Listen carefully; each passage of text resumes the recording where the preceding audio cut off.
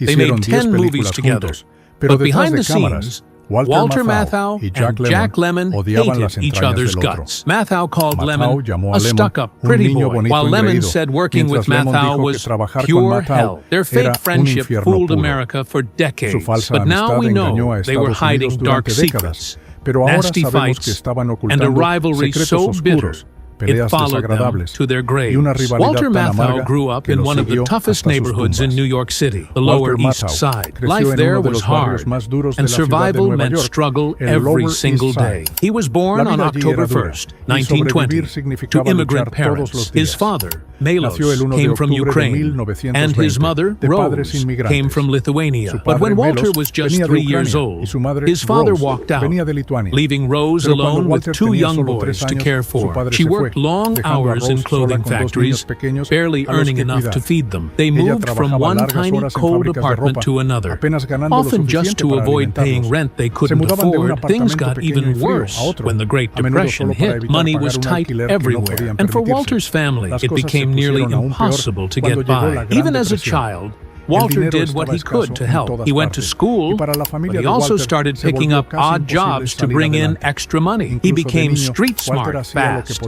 He even turned to gambling at a young age, setting up games to win a few dollars. That habit, once a way to help his family, would stick with him for life. Despite the chaos at home, he stayed in school, attending public school 25, junior high school 64, and later Seward Park High. But Walter didn't just survive.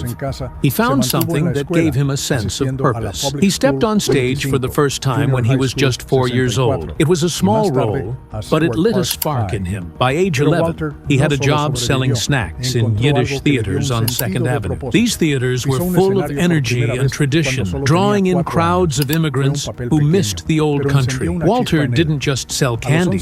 He listened. He taught himself Yiddish to understand the shows, and he watched actors closely. Some of the best performers of the time were on those stages, and Walter soaked up everything they did. Soon, he was asking for small parts in the productions. He got them, first for a few cents more, and then for real stage time. In 1936, when he was 16, he landed a part in a long musical comedy called The Dishwasher.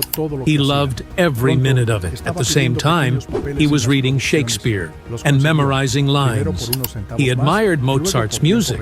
He wasn't just watching the world, he was studying it, feeling it, preparing for something bigger. Then the world changed. After the attack on Pearl Harbor in 1941, the United States entered World War II, and Walter joined the Army Air Corps. In 1942, he left New York and became a radio man gunner on a bomber plane. He was part of the 453rd Bombardment Group, flying dangerous missions over Europe. It was brutal work. His unit saw intense combat during the Battle of the Bulge and many other major operations. Flying in those planes was terrifying, and many never came back. Walter earned 6 battle stars before the war ended. Those years left a mark on him and gave him a deeper sense of the world's pain and humor. When he came home in 1945, he was determined to chase the dream that had started back in the Yiddish theaters. Thanks to the GI Bill, he was able to afford drama school. He studied at the New School for Social Research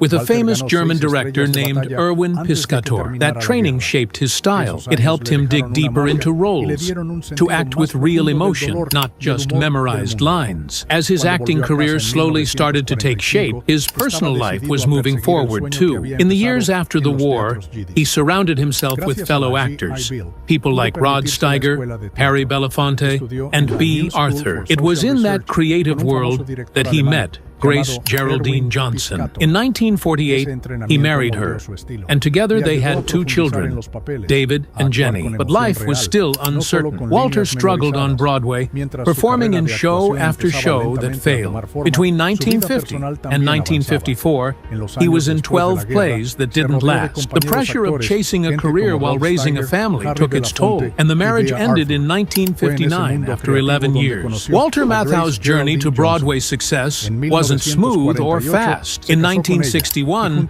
things weren't looking great for him. He had just acted in a flop called Once There Was a Russian, and his career seemed stuck. Then came a turning point. He was cast in A Shot in the Dark, which opened at the Booth Theater in New York. The play, based on a French script, had some big names in the cast, including Julie Harris and a young William Shatner. At first, critics weren't too excited, but word spread and the show became a hit, running for over a year. Matthau played a detective in a way that was both funny and deeply human, a style that became his signature. That performance earned him his first Tony Award and proved he wasn't just a background actor, he was someone to watch. Oddly enough, when the play was turned into a movie, Matthau was in it too, but played a totally different part. Around this time, things were good at home as well. He and his wife Carol were happy, and they were expecting their first child. Matthau was 41 when all this happened,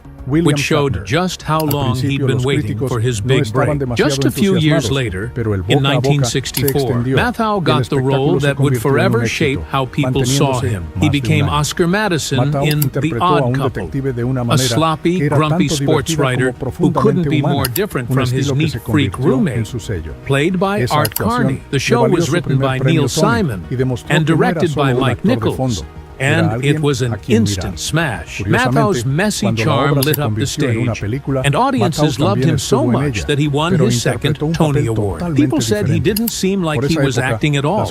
He just was Oscar Madison. The play became so popular that tickets were being resold for sky-high prices. One scene in particular, where Oscar makes a sandwich, yells at his poker buddies, and takes a phone call all at once, became legendary. The role turned Matthau into a true leading man. Interestingly, he almost didn't take the part because he was afraid of being typecast, but his wife talked him into it, saying it was perfect for him. She was right. Matthau's transition to movie stardom came not long after, thanks to The Fortune Cookie in 1966. Directed by Billy Wilder, the film paired Matthau with Jack Lemmon for the first time. Matthau played a shady lawyer named Whiplash Willie, and he was so good that he won an Academy Award. But making the movie nearly killed him. Just over halfway through filming, he had a heart attack and needed emergency surgery. The production was paused for 2 months, and the studio wanted to replace him, but Wilder refused.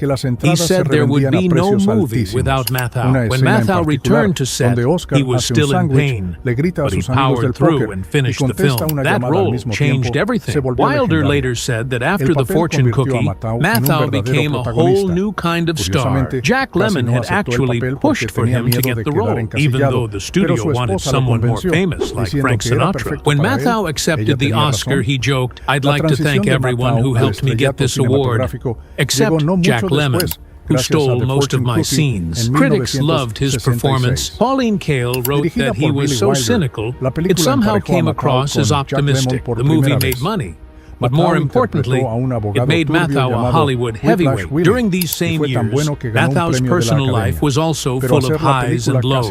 In 1959, he married Carol Grace after a long affair that began during a play they worked on together. Carol had a complicated past, including 2 failed marriages to writer William Saroyan, and stories of abuse. But with Matthau, she said she found something different, someone passionate and kind. They had a son named Charles in 1962 and named him after Carol's stepfather, a powerful man in the aviation industry. The baby even had famous godparents, actor Richard Widmark and journalist Lillian Ross. But not everything was rosy. Matthau had a serious gambling problem, and by the mid-60s, he had racked up over $350,000 in debt. That would be over $3 million today. Carol stuck by him, saying she wouldn't let money ruin their marriage. She once joked that other wives would scream about a gambling habit like his, but she didn't care, because what mattered most to her was love. While Matthau was making his mark on stage and screen, Jack Lemmon's story had already started in dramatic fashion. Literally, in an elevator. He was born in 1925 in Massachusetts and didn't even make it to the delivery room before entering the world. His father worked for the Donut Corporation of America. So Lemmon grew up in comfort, but his early years were tough in other ways. He spent 2 full years in hospitals before the age of 12, mostly due to serious ear problems. He had multiple surgeries and missed a lot of school. And to make things harder, his parents had a rocky marriage. They never divorced, possibly because of their religious beliefs. But the tension was always there. Even through all this, Lemmon knew he wanted to act. He got his first role at just 4 years old, when his dad put him in a play. By age 8, even while recovering from surgeries, he was hooked. One of his favorite early memories was being in a school play and forgetting his lines, but loving the laughter it brought. He said it wasn't about being funny, it was about feeling accepted. Lemmon's education took him from Rivers Country Day School to Phillips Andover, and finally to Harvard. At Andover, he proved he wasn't the sickly kid people remembered. He was athletic and funny. By his teens, he had taught himself piano and entertained his classmates with music and comedy. At Harvard, his father wanted him to study business, but Lemmon couldn't stay away from drama. He joined all the campus theater groups and even became president of the famous Hasty Pudding Club. His grades fell, and Harvard told him to stop acting. So, he started using fake names, like Timothy Orange, and kept performing in secret. He even wrote and starred in his own comedy shows under those aliases. Lemmon wasn't going to let anything stop him from being on stage. World War II interrupted everything. Lemmon joined the Navy in a special training program and was made an officer at just 20 years old. He served as a communications officer on an aircraft carrier, mostly away from direct combat. His service lasted less than a year, but it gave him a broader perspective. After the war, he went back to Harvard and finished his degree. Years later, he even rejoined the Navy as a reservist and served briefly in Vietnam, making training films. Most fans never knew that the actor who played so many light-hearted roles had a military past. In 1947, with his degree in hand, Lemmon moved to New York to chase his acting dream. He had just $300 borrowed from his father. His dad, although unsure, gave him his blessing with one important piece of advice. When I stop finding romance in a loaf of bread, I'll quit. Lemmon struggled at first. He played piano and told jokes at a place called the Old Nick Music Hall. Sometimes, he didn't even get paid, just a meal and whatever cash was left over on the weekends. But he kept going. He picked up odd jobs, performed in summer theater, worked in radio dramas, and slowly started getting TV roles. In 1949, he co-starred in a short-lived show with actress Cynthia Stone, who he later married. His big break came in 1953 when he got a role on Broadway in Room Service. That caught the eye of a talent scout from Columbia Pictures, and just a year later, he made his film debut opposite Judy Holliday. And from there, everything started to change. Jack Lemmon's big Hollywood break came with the film It Should Happen to You in 1954. But even before cameras rolled, his name almost cost him the role. The head of Columbia Pictures, Harry Cohn, didn't like the last name Lemmon. He feared critics would make puns if the film failed, and suggested Jack change it to Lennon. Jack shot the idea down immediately. He joked that if people thought of Lennon, they might mistake him for Lennon, which, during the tense McCarthy era, could be seen as un-American. Lemmon stuck to his name. It was a bold move, especially since, up until then, he'd mostly worked in live television. He had done over 400 performances, but didn't think movies were for actors like him. He believed films were for beautiful people, not for real actors. Still, he gave it a shot, and that chance paid off. 5 years later, Lemmon starred in a film that would change not only his career, but also movie history. In Some Like It Hot, 1959, he and Tony Curtis played musicians who dressed as women to escape gangsters. It was a daring comedy that pushed the limits of what was allowed in Hollywood at the time. The movie's huge success helped break down the old censorship rules. Crowds packed theaters across the country. In just 96 theaters during its first month, It made over $2.5 million, a massive number in 1959. Lemmon's performance was a hit with both audiences and critics. He won a Golden Globe, a British BAFTA award, and even got an Oscar nomination. Although he didn't win the Oscar that year, the film helped define his image as a top comedic actor. Decades later, it was honored by the Library of Congress as one of the most important films in American history. While some like it hot made people laugh, another film showed Lemmon's dramatic range.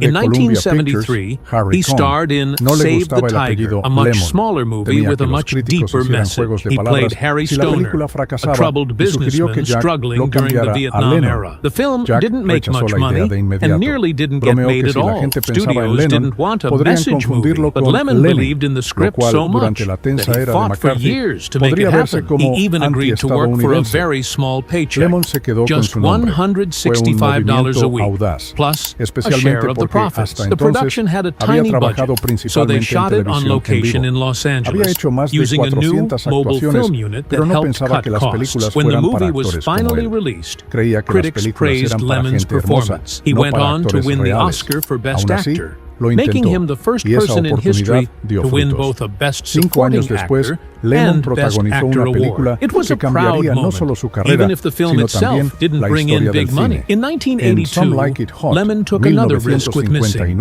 a political drama based on a true story. He played Ed Horman, a father searching for his son who vanished during a coup in Chile. The movie never named the country, but its message was clear. And the government in Chile banned the film. Lemmon worked closely with the real Ed Horman to make sure the character felt honest, especially when it came to his Christian faith. One quiet scene stood out. Someone asks him what Christian Science is, and Lemmon's character simply says it's about faith. When asked, faith in what?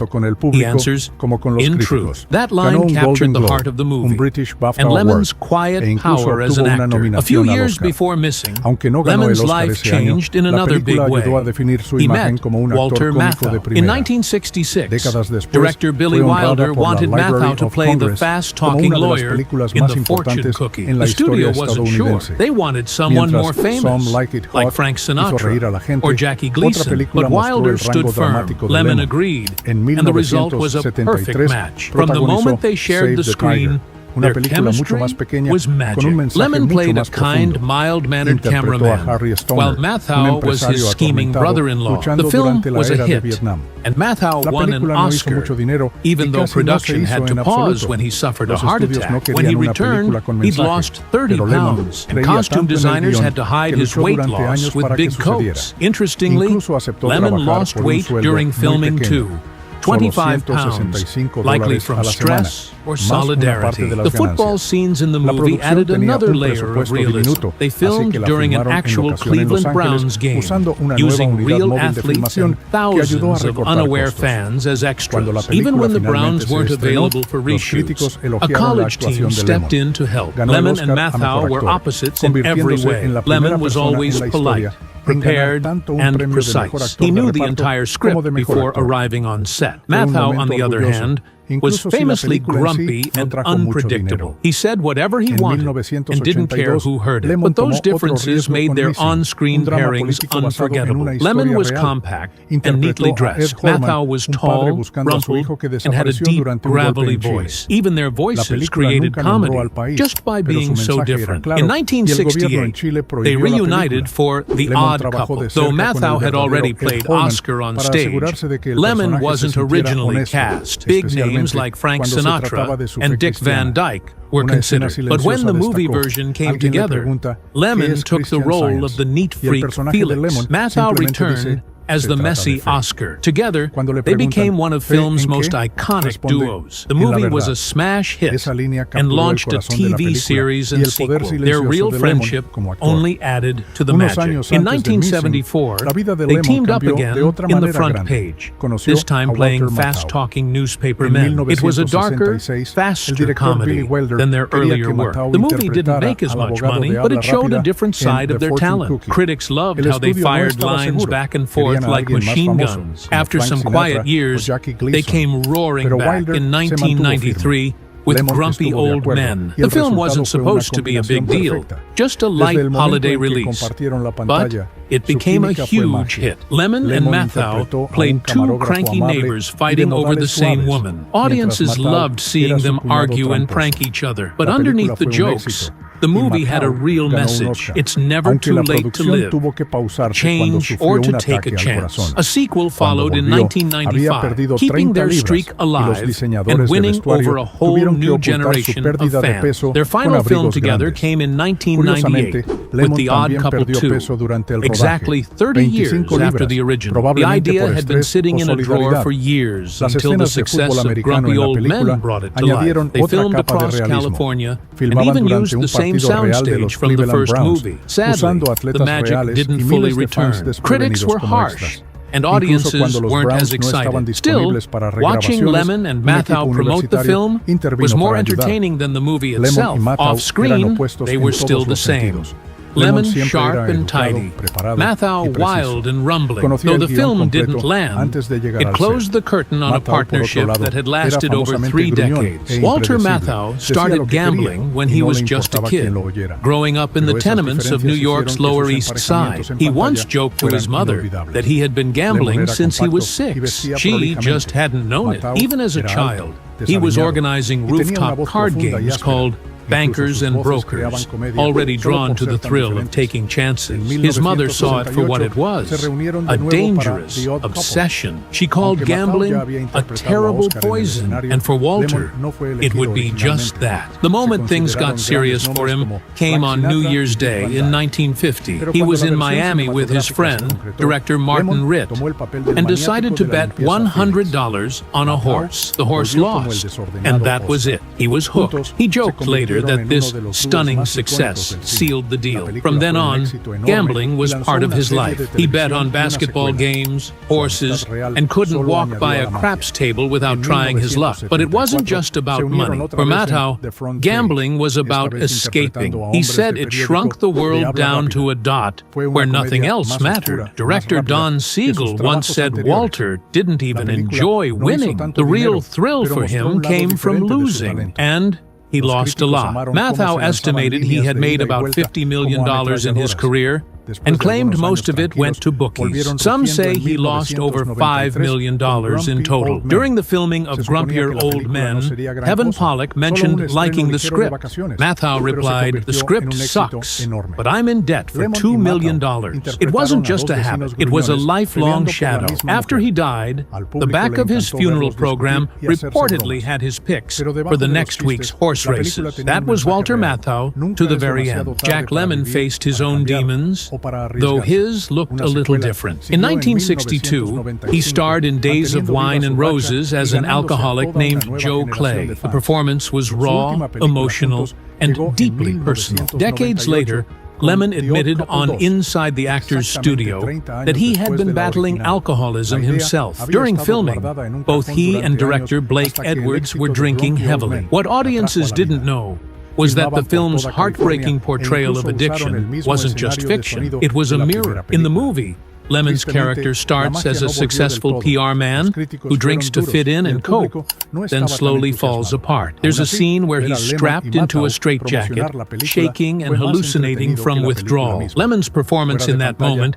is almost too real to watch. Critics said it was terrifying in its honesty. One scene in particular stood out, when Joe lashes out at his wife in a desperate rage, hatred in his eyes, desperation in his voice. Lemmon was nominated for an Oscar for the role, but the impact went far beyond awards. After filming, Blake Edwards gave up drinking. Lemmon and his co-star, Lee Remick, eventually turned to Alcoholics Anonymous. The movie had shaken them, just as it had audiences. Lemmon later called the role one of the most important of his life, not just as an actor, but as a person. It was art that didn't just imitate life. It challenged it, changed it. As time went on, Matthau's health began to unravel. It started in 1966 with a heart attack during the filming of The Fortune Cookie. That led to bypass surgery in 1976, But his heart troubles never really went away. Things got worse in the 1990s. While filming grumpy old men in freezing Minnesota temperatures, he came down with pneumonia. The doctors were shocked he survived. They told him his lungs were filled and they couldn't believe he was still breathing. To stay under the radar, he checked into the hospital under the name Max Goldman, his character in the film. In the years that followed, the problems piled up: kidney failure, congestive heart disease, severe back pain, and even a tumor in his colon that had to be removed. By 1999, another bout of pneumonia landed him in the hospital for over 2 months. His body was failing. Lemmon visited him and was devastated by what he saw. Matthau, skin and bones, whispered that he didn't understand why they kept him alive. "Why don't they just let me go?" he asked, but even then, he kept joking. The sense of humor never left him. His last film was Hanging Up, released in 2000. He played a dying father opposite Diane Keaton, Meg Ryan, and Lisa Kudrow. The role mirrored his real-life condition.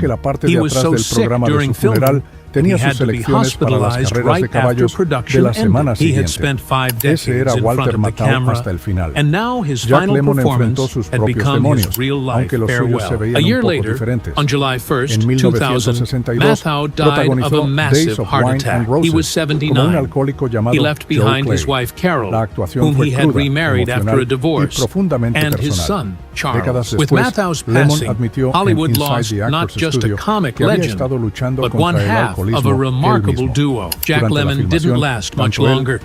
Even as his health declined, he never lost his love for acting. In December 2000, just months before his death, he accepted a Lifetime Achievement Award by phone from his hospital bed. He had diverticulitis, but still found the strength to be part of the moment. A few months later, he underwent surgery again after catching pneumonia. What the public didn't know was that Lemmon had been quietly battling bladder cancer for 2 years. Still, he kept working. On June 27, 2001, Lemmon died at age 76.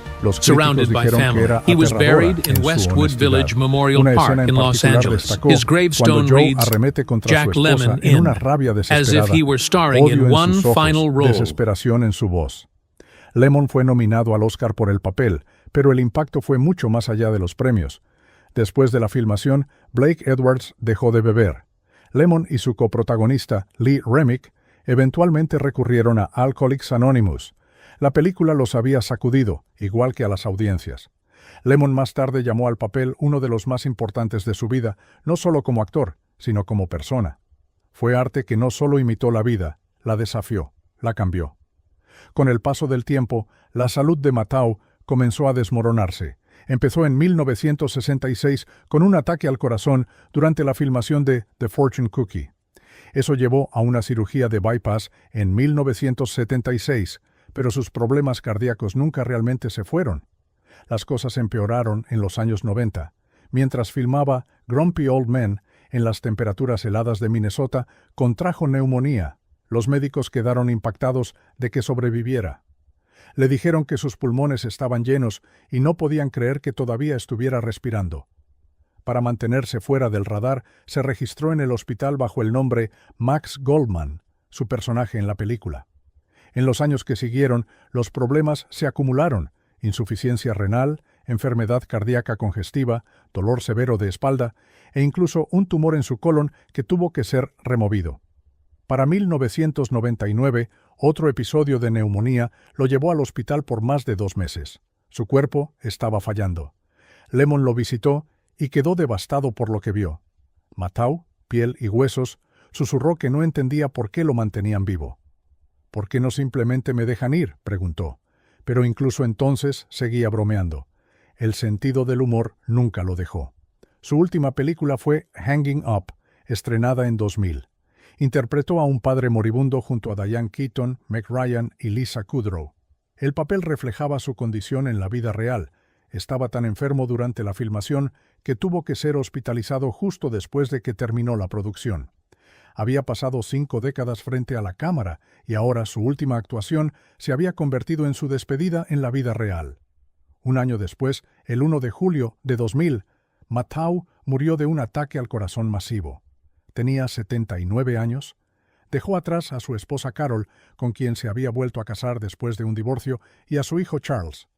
Con el fallecimiento de Matthau, Hollywood perdió no solo una leyenda cómica, sino la mitad de un dúo notable, Jack. Lemmon no duró mucho más. Incluso mientras su salud declinaba, nunca perdió su amor por actuar. En diciembre de 2000, solo meses antes de su muerte, aceptó un premio a la trayectoria por teléfono desde su cama de hospital.